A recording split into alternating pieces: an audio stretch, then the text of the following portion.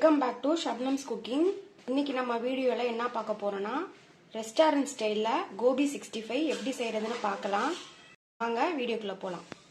Cauliflower 65 செய்யறதுக்கு cauliflower ஒரு பூ எடுத்துக்கிறேன்.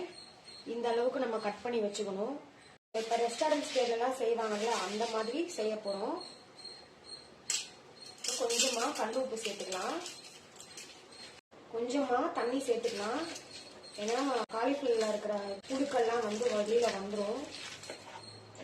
ஒரு 5 நிமிஷம் கழிச்சு நீங்க தண்ணிய வடிகட்டிட்டு நம்ம மசாலா சேர்த்துக்கலாம். ஒரு 5 நிமிஷம் இருக்கட்டும். இப்ப காலிஃப்ளவர் 65 செய்யறதுக்கு சிக்கன் 65 மசாலா சேர்த்துக்கலாம். உங்கள்கிட்ட என்ன சிக்கன் 65 மசாலா இருக்கோ அதை நீங்க சேர்த்துக்கலாம்.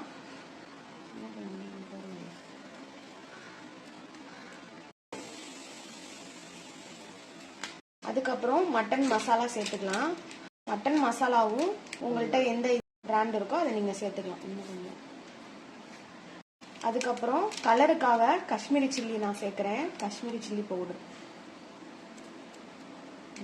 ஏற்கனவே நம்ம உப்பு மஞ்சத்தூள் போட்டு கழுவி எடுத்துருக்கிறோம். இப்ப கொஞ்சமா உப்பு சேர்த்துக்கலாம். இது கூடவே நம்ம இஞ்சி பூண்டு பேஸ்ட் சேர்த்துக்கலாம். நம்ம இப்படி செய்யறதுனால கடைகள் எல்லாம் கிடைக்குது இல்லையா, ரெஸ்டாரண்ட்ல இப்ப எக்ஸிபிஷன் எல்லாம் போனா சாப்பிடுவோம்ல, அந்த டேஸ்ட்ல இந்த காலிஃப்ளவர் 65 இருக்கும். ஸ்டெப் பை ஸ்டெப்பா இதை ஃபாலோ பண்ணீங்கன்னா அதே மாதிரியே உங்களுக்கு ரெசிபி கிடைக்கும். இப்ப நம்ம கார்ன்ஃபிளவர் மாவு சேர்த்துக்கலாம்.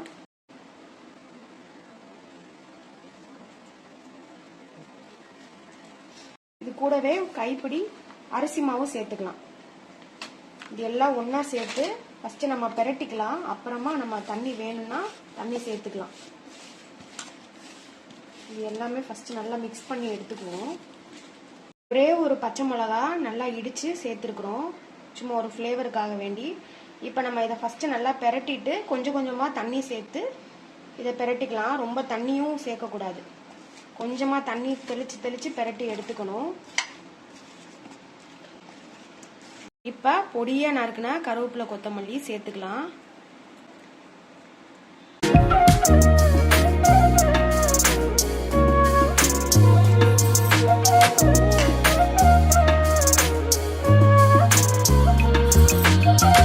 பாருங்க, இந்த அளவுக்கு பிரட்டி வச்சுக்கணும். எப்படி இருக்கு பாருங்க.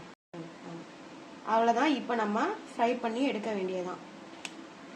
நம்ம ஃப்ரை பண்ணி எடுத்துக்கலாம்.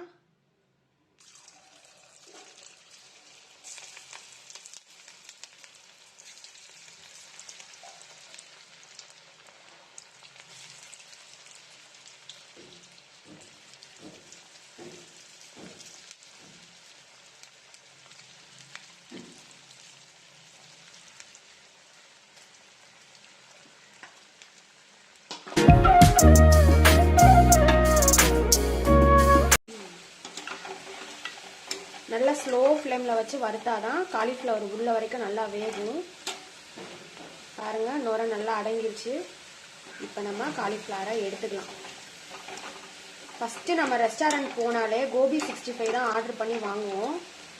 அதே டேஸ்ட்ல நம்ம வீட்டிலே செஞ்சிடலாம்.